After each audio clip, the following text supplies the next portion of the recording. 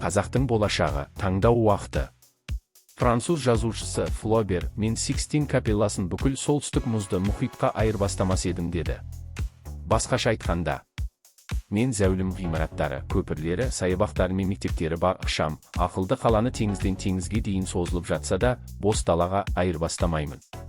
Өйткені елді ұлы ететін оның көлемі емес. Бірақ ақыл, даму, мәдениет және тәртіп. Қазақ оянатын кез келді. Бірінші, бүгінгі қазақ жол айрығында тұрған адам сияқты. Ол табанының астында миллиондаған гектар жері бар ұлан-ғайыр далада тұр. Оның басында тек ата, арғы ата, тіл деген зар бар. Бұл бәрі. Міне оның өркениеті аяқталады. Бірақ бұл жер бізді де өлтіріп жатқанын ұмытамыз. Біз бар болғаны 20 миллионбыз, ал аумағы өте үлкен. Сіздің аймағыңыз неғұрлым үлкен болса, соғұрлым хаос, сыбайлас жемқорлық пен тәртіпсіздік болады. Дәл Ресей сияқты, мәңгілік кедей және артта қалған алып ел. Өйткені тек шикізатқа сенсең, өркениетті бола алмайсың. Екіншіден, біз бүкіл Менделеев жүйесі жеріміздің астында орналасқанын мақтан тұтамыз. Ол барлық жерде. Дегенмен олар жерді қазып жатыр, барлық жерде емес. Біреулер миымен өмір сүрсе, біреулер күрекпен өмір сүреді. Қытайлар, американдықтар, жапондар мен еуропалықтар шахталарға шығуға асықпайды. Олардың қолдарын астаудың қажеті жоқ. Басқалары бар, Қазақстан, Ресей, арабтар, африкалықтар. Бізге Менделеев элементтері мақтаныш үшін емес. Және біз өз рөлімізді орындауымыз үшін. Қазылған. Және олар тауар жасайды. Біз шикізат елміз. Екінші деңгей олар нашар болғандықтан емес. Бірақ бұл әлем үшін ыңғайлы болғандықтан. Олар Менделеевті бізге қалдырды. Өздері үшін даму, технология, Google, Amazon, Apple. Үшіншіден, екі жол бар. Біріншісі, бүкіл қазақты жинақы түрде жинау. Еуропа елдері сияқты, бір шағын аумақ және оның тәртібі, тілі, экономикасы, мәдениеті, білімі бар. Осындай шағын жерде өркениетті елді бір ұрпаққа салуға болады. Егер бұл жұмыс істемесе, онда екінші жол бар. Өркениетті елдерге ериді. Еврейлер мен басқа халықтар сияқты. Америкада, Италияда, Францияда, Жапонияда, Қытайда мыңдаған қазақ жасағандай. Олар жүрегінде қазақ болып қала береді, бірақ 21 ғасырдың адамдарындай өмір сүреді.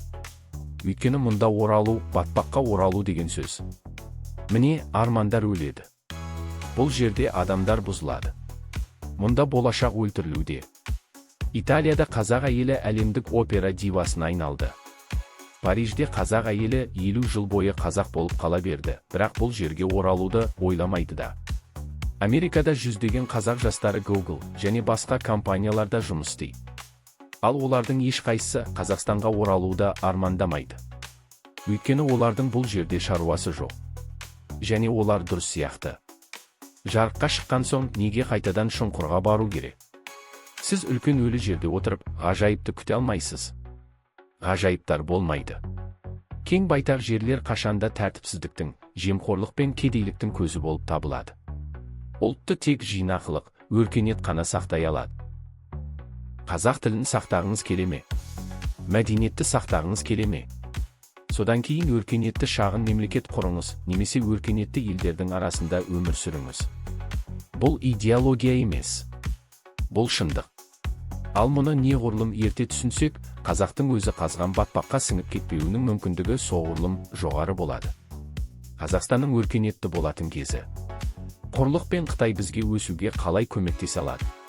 Кең байтақ жерімізді қазақтың көбі басты байлығымыз деп біледі. Бірақ қазіргі әлемде байлық ғарышта емес, оны қалай пайдаланғаныңызда. Ал біз бос далаға шашылып жатқанша, шексіз аумақта батып бара жатқанда, біз кедей және артта қала береміз. Даму үшін зейінді шоғырландыра білу керек.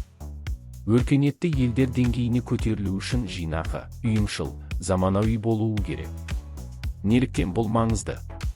Бұған Еуропа елдері айқын мысал бола алады. Олардың көлемі кішкентай, бірақ күшті және бай. Өйткені мемлекет неғұрлым жинақы болса, соғұрлым тез дамиды. Керісінше, орасан зор аумақ бізді төмендетеді. Ол үлкен шығындарды талап етеді және тиімділікті жояды. Неліктен Қытай қауіп емес, мүмкіндік. Көптеген адамдар Қытайдан қорқады.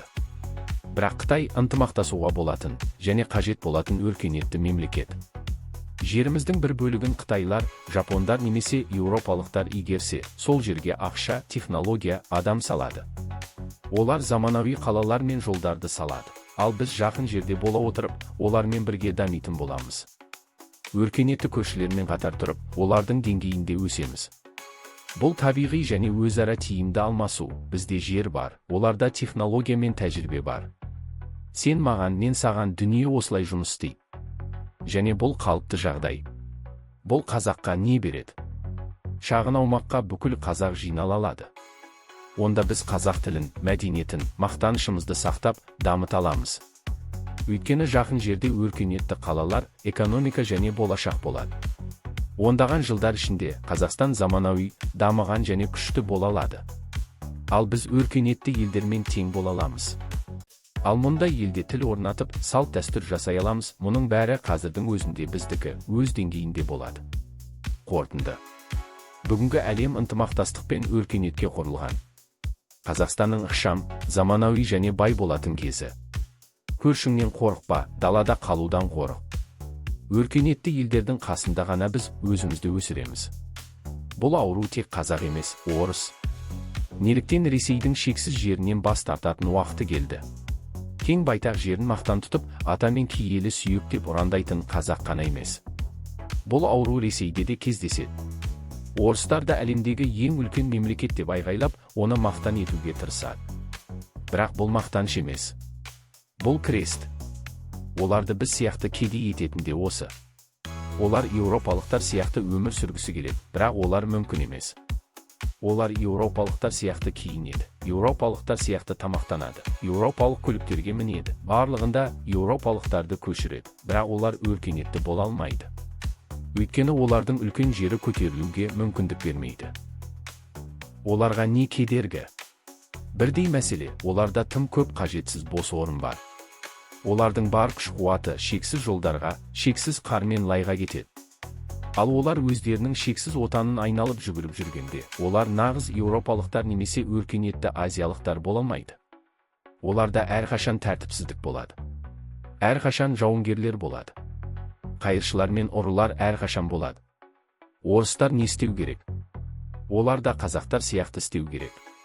Барлық адамдарды ықшам аумақтарға жинау.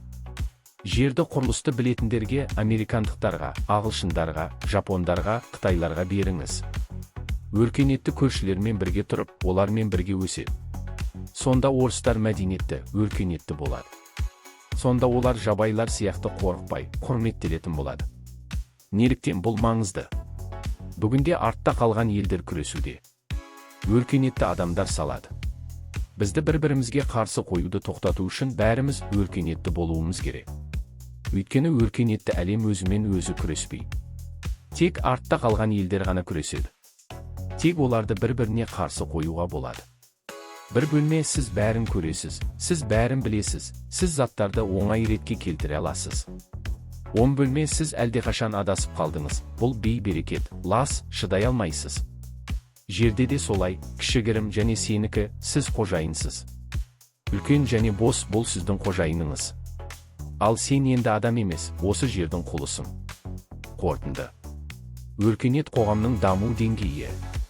Өркениет демократияға, яғни халық билігіне құрылған. Халық тәуелсіз, саналы болған жерде ғана демократия болады. Рационалды халық шикізатты жай ғана өндіретін, жер қазатын емес, тауар өндіретін, яғни қосымша құн жасайтын халық. Демек, шикізатты шығарып, сатумен шектеліп қалмай, адамдар өз ойымен жұмыс істейтін, технологияны дамытатын, өңдейтін өркениетті қоғам қалыптасады. Қорытынды. Егер адамдар шикізатпен өмір сүрсе, бұл өркениетке апарар жол емес. Өркениет тек қазып қана қоймай, адамдар жасаған жерден басталады. Іске сәт. Видео ұнаса лайк басуды және жазылуды ұмытпаңыз. Жоба авторы Ғалымжан Чауетов, Қазақстан.